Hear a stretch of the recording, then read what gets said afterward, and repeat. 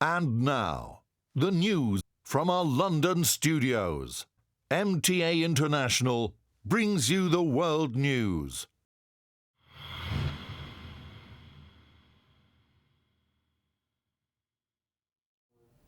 Assalamu alaikum and welcome to the MTA International World News Bulletin. These are some of the headlines from around the world that we're following for you today. Ahmadiyya Muslim community Norway hold peace symposium. Benin Ahmadiyya Muslims hold interfaith conferences. Haiti blessed with first ever Jalsa Salana.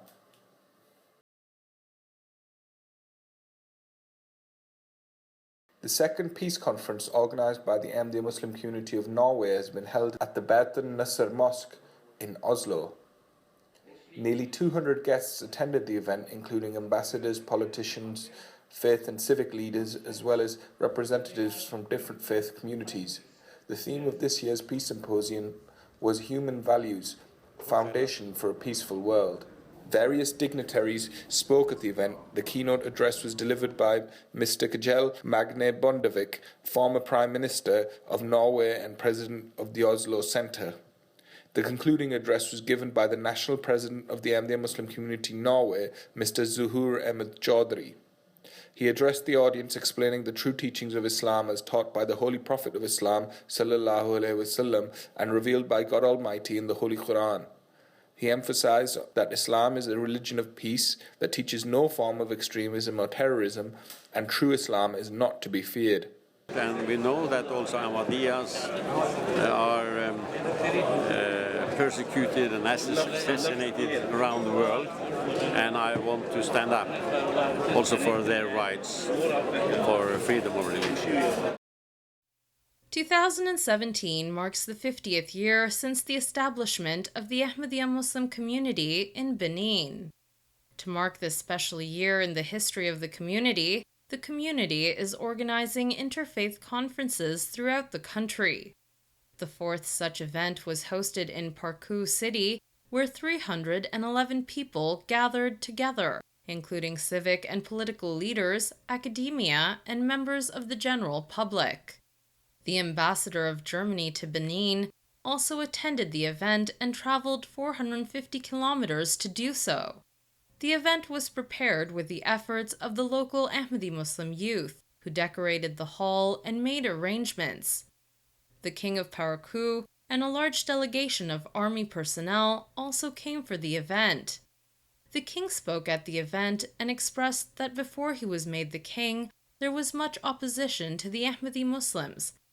However, when he found out the works that Ahmadi Muslims do, he said that such works can only be done by true Muslims. Various dignitaries and faith leaders took to the stage to talk about the role the Ahmadiyya Muslim community has played in bringing about humanitarian aid to the country, and the role it is playing on creating harmony and peace, and how their particular faiths and teachings also emphasize peace. The conference included various lectures speaking about the true beautiful image of Islam and its emphasis on serving mankind. The event received wide media coverage on national and private radio and TV and print media. Hibbat Mirza, MTA News. Haiti has been blessed with holding its first ever Jalsa Salana. Most members of the community in Haiti are new Ahmadiyya Muslims. In advance of the Jalsa, they watch videos of other Jalsas around the world to understand the traditions and importance of the Jalsa, including the importance of doing duties to host guests. Hazrat Mirza Masroor Ahmad, the global head and Khalifa of the Ahmadiyya Muslim community, sent a special message for the Jamaat and their Jalsa, reminding them that the true purpose of Jalsa is to attain nearness of Allah and to increase in brotherhood. Many delegations came from a large distance. A group of 37 Ahmadiyya Muslims came from the northern city of Beauchamp, travelling 50 kilometers on foot to reach the closest bus stop from where they could take the bus to the Jalsa site. The attendance of the Jalsa was 202 members, while 49 non-Ahmadis also participated. On the 17th and 18th December 2016, the Ahmadiyya Muslim community in Guyana held its annual convention. The convention included numerous sessions which spoke about Islam's true message of peace and how to become better Ahmadi Muslims. Numerous dignitaries in attendance expressed their views about the positive efforts the Ahmadiyya Muslim community is making across the country. The annual convention's attendance was 150, and it received widespread media coverage in the country. Hibbat Mirza, MTA News. The Ahmadiyya Muslim community in Congo have held a peace conference in the city of Bandundu on the theme of how to create a peaceful society.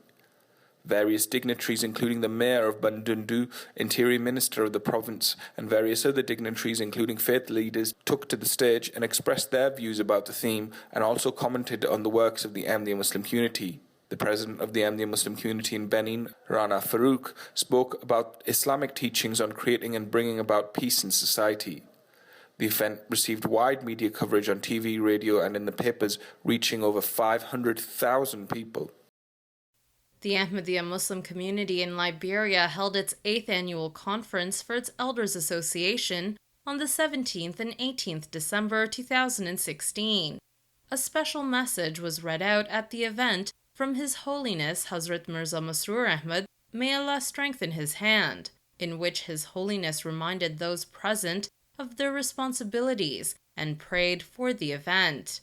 The event included various sporting and academic competitions.